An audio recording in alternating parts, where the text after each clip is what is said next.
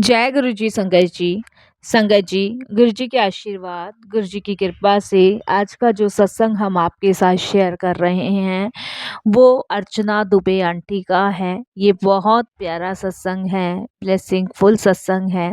सभी गुरु परिवार से हाथ जोड़ के विनती है, सत्संग को पूरा सुनिएगा, पूरी श्रद्धा से, पूरे भाव से। जैसे कि संगत जी, मैं आप सभी के साथ हर एक संगतों के सत्संग शेयर करती हूँ।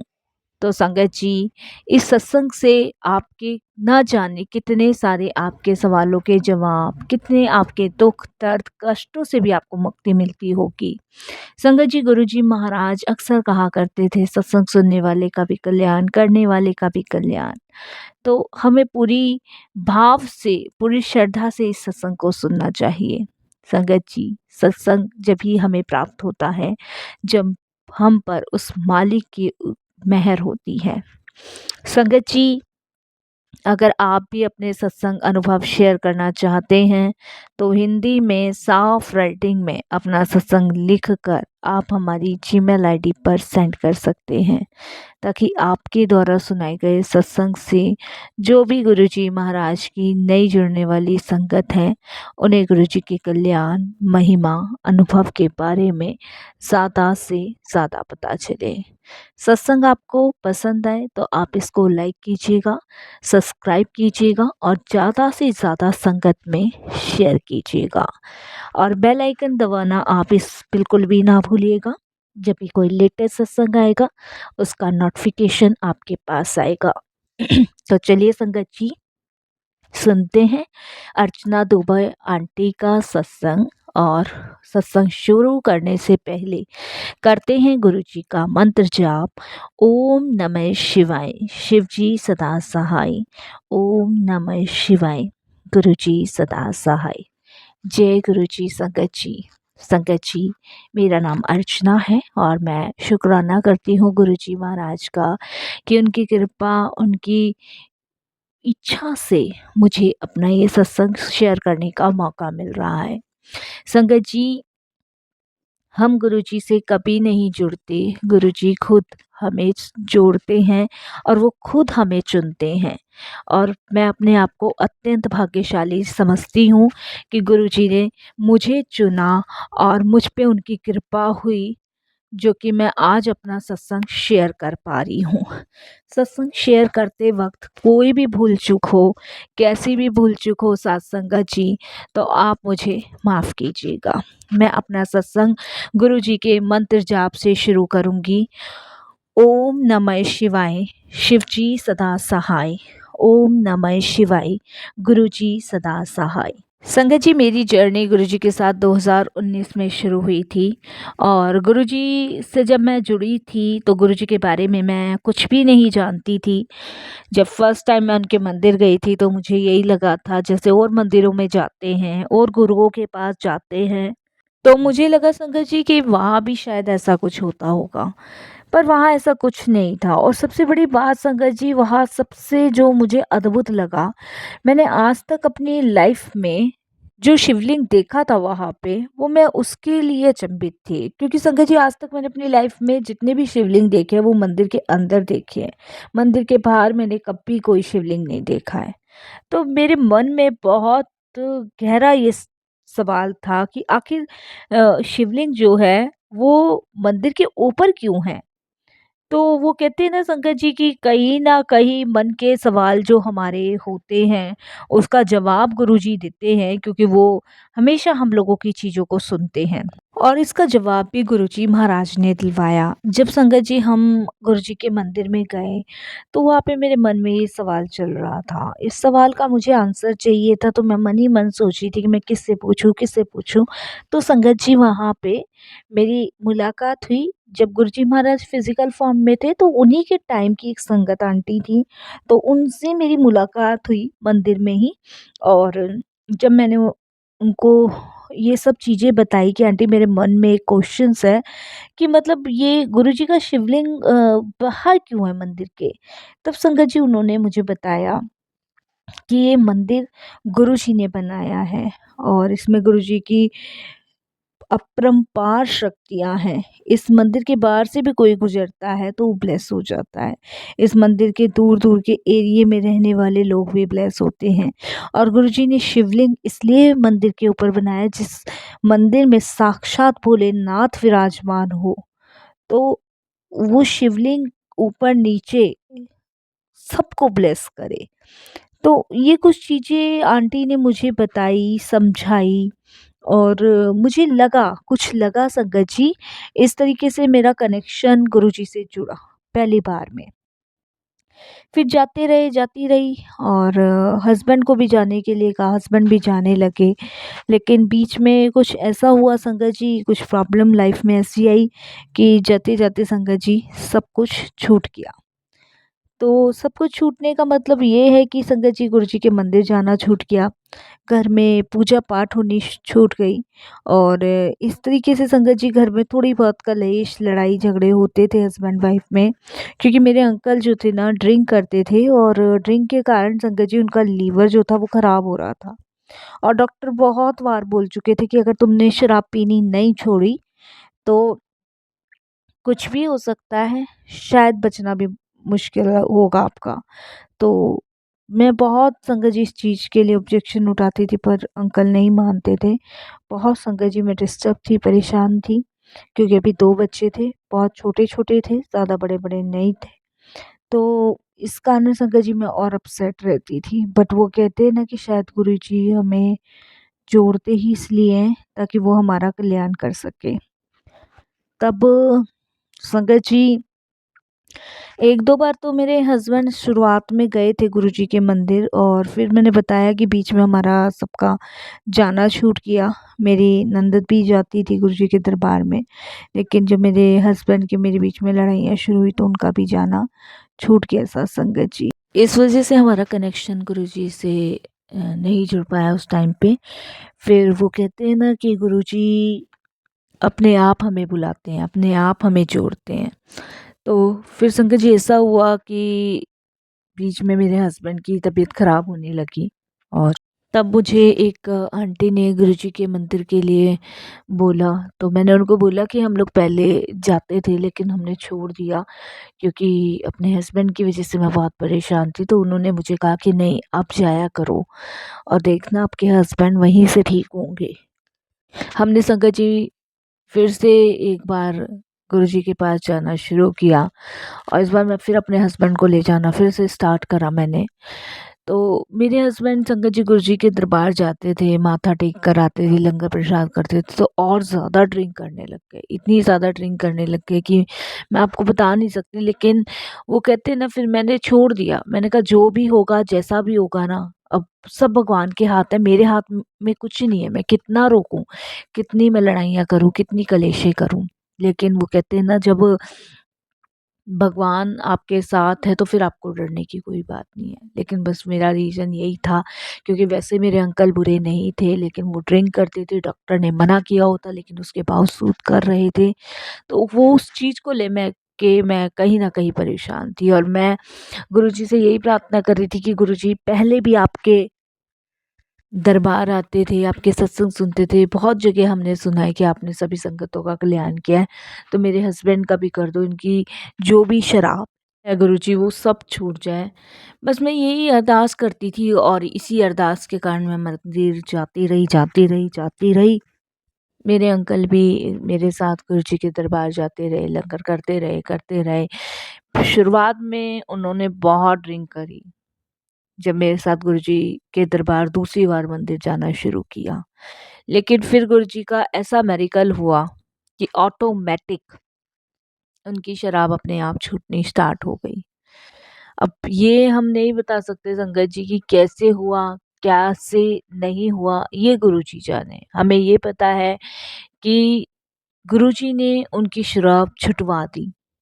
संगत जी मेरे हस्बैंड का लीवर सिर्फ़ और सिर्फ़ 20% काम करता है। अब सोचिए 20% लीवर जो काम कर रहा है डॉक्टर के अनुसार, वो आदमी कैसे जीवित हो सकता है?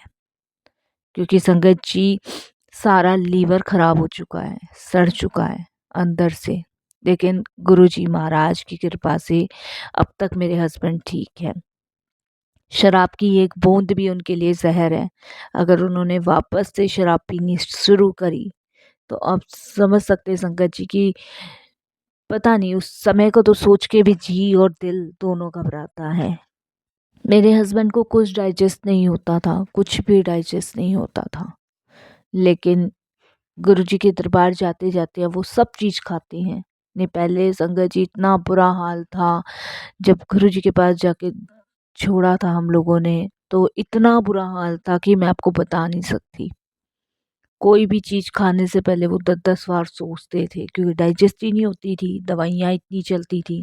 लेकिन आज गुरुजी की कृपा से वो सब खाते हैं, जबकि लीवर खराब है, लेकिन फिर भी संगत जी, मालिक की इतनी कृपा है, इतनी रहमत है कि आज भी वो ठीक चल रहे हैं। तो मैं शुक्राना करती हूँ गुरुजी का, बहुत-बहुत शुक्राना करती हूँ। गुरुजी की सेवा करते हैं, गुरुजी की सेवा उन्हें मिली हुई है, और वो कोई ऐसा सत्संग नहीं है जहाँ जाना ना छोड़ते हों, वो हर एक सत्संग में जाते हैं। बस उन्हें पता चल जाए कि यहाँ मोती नगर में कहीं एक सत्संग है, वहाँ उन्हें जाना ही जाना है। दिल्ली के जितने भी एरिया में सत्संग होता है संगत जी, वहाँ वो पहुँचते ही पहुँचते हैं। मेरे हस्बैंड की संगत जी बहुत बड़ी परचूनी की दुकान है, जहाँ वो थोक का काम करते हैं। तो एक सत्संग में आप उनका भी आपके साथ शेयर करती हूँ। मेरे हस्बैंड की शराब गुरुजी की कृपा से छूटी, वो हर चीज़ डाइजेस्ट करते हैं। लेकिन संगत जी, बीमारी के कारण उनके जो कारोबार में है ना, वो थोड़ी दिक्कत आ गई थी, क्योंकि उनका परचूनी का थोक का काम था। तो संगत जी, ऐसे किसी के हवाले दुकान भी नहीं छोड़ी जाती है। तो जितने दिन मेरे हस्बैंड हॉस्पिटल रहते थे, तो हम दुकान को बंद करके रहते थे, क्योंकि ऐसे किसी के वर्कर हैं, 2 वर्कर हैं, लेकिन उनके ऊपर भी नहीं छोड़ी जाती, क्योंकि संगत जी इतना थोक का काम है और पैसों का मामला है, तो यही समझ लीजिए। तो सब संगत जी, मेरे हस्बैंड ठीक होकर हॉस्पिटल से उन्होंने वापस से अपना दुकान खोलना शुरू किया। तो मेरे हस्बैंड बताते हैं कि वो सुबह-सुबह दुकान पे गए, और जब वो दुकान पे गए, उन्होंने झाड़ू वगैरह लगाई, धूप बत्ती वगैरह लगाई, गुरुजी महाराज की सेवा करी। मेरे हस्बैंड का रोज़ का नियम है, वो गुरुजी के माथे पे चंदन, चरण में चंदन और फिर अपने माथे पे चंदन ज़रूर लगाते हैं। तो मेरे हस्बैंड कहते हैं कि उस दिन जब मैं गया और मैंने यही करना शुरू किया, इतने में एक बाबा टाइप के आते हैं दुकान में, और वो मेरे अंकल को कहते हैं कि मुझे एक ब्रेड का पैकेट दे दें, और बदले में मैं तुझे बहुत सारी चीज़ें दे के जाऊँगा। तो मेरे हस्बैंड कहते हैं कि नहीं, नहीं, मुझे कुछ नहीं चाहिए, आपको ब्रेड का पैकेट लेना है तो आप ले लीजिए। तो मेरे हस्बैंड ने एक ब्रेड का पैकेट निकाला और दे दिया। जैसे संगत जी, आम होता है लाइफ में कि कोई माँगने वाला आया है और आपने कुछ उसने माँगा है, जो आपके बस की है, जो सामर्थ है, आप उसको निकाल के दे दो, तो ऐसा ही था। मेरे हस्बैंड ने दे दिया और उन्होंने कहा कि नहीं, तेरे कहने से क्या होता है, मैं तुझे बहुत सारा कुछ दे के जाऊँगा। संगत जी, उन्होंने अपने एक बैग में से एक थैला टाइप का था, और उसमें से एक चंदन का टीका निकाला और मेरे हस्बैंड के माथे पे रख दिया, और उन्होंने कहा कि आज से तेरा कल्याण कर दिया। अब से तू अपनी लाइफ में 10 गुना तरक्की करेगा। इस तरीके से बोल के ब्रेड का पैकेट लेकर वो वहाँ से चले गए। जाने के बाद संगत जी, मेरे हस्बैंड का फ़ोन आया और उन्होंने मुझे ये चीज़ें बताई कि ऐसे-ऐसे बात है। तो मुझे सुनकर बड़ा अचंभित लगा। तो मैं अपने हस्बैंड को कहने लगी कि आज मैं गुरुजी का सत्संग सुन रही थी, तो उसमें एक आंटी बता रही थी कि उनको रात को सपने में गुरुजी ने कहा है कि वो तेरा कल्याण करने आएँगे, तुझे दिव्य दर्शन देने आएँगे। तो मैंने कहा पता नहीं, वो सत्संग मैंने एक नहीं 2-2 बार सुन लिया है। तो क्या पता गुरुजी तो नहीं आए थे। तो मेरे हस्बैंड कहते कि हमारे इतने अच्छे भाग्य कहाँ हैं जो गुरुजी हमारे से मिलने आएँगे। हमने तो कितना घोर पाप किया है, पहले उनके पास जाते थे, फिर छोड़ दिया, और देख अब हम उन्हीं के पास जा जा के मतलब ठीक हुए हैं, और सारी चीज़ें हमारे बीच में ठीक हुई हैं। ऐसे हम लोग फ़ोन पे बातें कर रहे थे। इतने में संगत जी एक माँगने वाले आते हैं, और जैसे मैं हमारा ना संगत जी लकड़ी का गेट है, और लकड़ी के गेट के बाहर एक जाली का हमने गेट दे रखा है कि हमें पूरा ओपन ना करना पड़े, कि हमें सामने से ही बंदा दिख जाए कौन आया है, कौन नहीं आया है। तो मैं हस्बैंड से भी बात ही कर रही थी, तो एक अंकल जी आते हैं, और वो मुझसे पूछते हैं कि यहाँ पे कोई सुषमा जी रहती हैं? तो मैं बाहर से कह देती हूँ, मैंने कहा नहीं, नहीं, यहाँ कोई नहीं रहता बाबा, आगे आप जाओ। तो कहते बेटा सुन तो सही। तो मैं अपने हस्बैंड को कहती हूँ 2 मिनट होल्ड रखो, मैं अभी आ रही हूँ। तो मैं गेट की तरफ जाती हूँ, गेट की तरफ जाने के बाद संगत जी मैं उनसे पूछती हूँ, भैया यहाँ कोई नहीं रहता है, और मैं इस तरीके से कहने लगती हूँ। तो वो कहते ठीक है, कोई नहीं रहता, कुछ बनाया है? तो मैंने कहा अभी कुछ नहीं बनाया है, अभी मेरे हस्बैंड थोड़ी देर पहले गए हैं, अभी मैंने कुछ नहीं बनाया है, क्योंकि बनाया ही नहीं था। मूर्ख है ना, अज्ञानी है, भगवान को नहीं समझ पाते। फिर वो आगे जाने पड़ते हैं, तो मेरे पास दिमाग आता है एकदम से, और मैं आवाज़ देती हूँ। मैंने कहा 1 मिनट रुको आप ना, मेरे पास कुछ फल पड़े हैं, मैं आपको फल दे देती हूँ। तो संगत जी मैं वो फल जो थे, एक अमरूद एक सेब था, वो निकाल के उनको देती हूँ, और इतने में वो मुझे कहते हैं कि जा तेरा कल्याण कीता। और संगत जी देखिए, इतनी बार हम लोग ये चीज़ें सुन चुके हैं, इतनी बार हमें ये सब चीज़ें बताएं, लेकिन कैसे वो गुरुजी हमारे दिमाग पे पर्दा डाल देते हैं कि हम भगवान को नहीं पहचान पाते, भगवान को समझ ही नहीं पाते कि भगवान कौन है। वो हमारे घर आए हैं, वो हमें अपने दर्शन दे रहे हैं, लेकिन फिर भी हम नहीं पहचान पाते। कहते हैं ना संगत जी की यही होती है इंसान की मूर्खता की पहचान। और उसके बाद संगत जी मैं अपने हस्बैंड को कहती हूँ कि ऐसे-ऐसे था एक फल और एक अमरूद, मैंने सेब और अमरूद उनको दे दिए हैं। कुछ बना तो था ही नहीं, क्योंकि मेरे हस्बैंड तो संगत जी आफ्टर में ही आके लंच करते हैं दुकान बढ़ा के। तो दुकान भी हमारी ज़्यादा नहीं, 20-25 मिनट का रास्ता ही मान लीजिए। तो मैं अपने हस्बैंड से बता रही थी, तो मेरे हस्बैंड एकदम से कहते हैं, "सुबह जो आए थे वो भी यही बोल के गए, और जो अभी तुम्हारे पास है वो भी यही बोल के गए।" तो शायद आज गुरुजी हमें दर्शन देने आए थे दोनों को। अब तो संगत जी मेरे इतने आँसू निकले, इतनी मैं परेशान, इतनी रोई कि हाय! मैं पहचान क्यों नहीं पाई अपने भगवान को। वो मेरे घर आए, वो मेरी दुकान आए, मेरा नहीं गुरुजी का घर है वो आए। और संगत जी इसके लिए मैंने गुरुजी से बहुत क्षमा माँगी, बहुत क्षमा माँगी। मैंने गुरुजी माफ़ कीजिएगा, मैं नहीं समझ पाई आपकी लीलाएँ, आपकी चीज़ों को, कि आप हमें ब्लेस करने आए थे, आप हमारे सब दुःख दर्द, संकटों से मुक्ति दिलवाने आए थे, फिर भी हम अज्ञान मूर्ख नहीं समझ पाए। इस तरीके से संगत जी मैंने माफ़ी माँगी गुरुजी महाराज से, और बस यही कहा कि गुरुजी सच में आप बहुत, आपकी लीलाएँ अपरंपार हैं, आप अंतर्यामी हो। आपकी महिमाओं को हम नहीं पहचान पाएँगे, कभी नहीं पहचान पाएँगे। सत्संग तो संगत जी बहुत सारे हैं, बस मैं यही कहूँगी कि सच में गुरुजी की कृपा हम सब पे बनी रहे, और उस दिन के बाद से संगत जी मेरी लाइफ में बहुत खुशियाँ ही खुशियाँ हैं। शुक्राना गुरुजी महाराज का, अनंतम शुक्राना। जय गुरुजी, शुक्राना गुरुजी।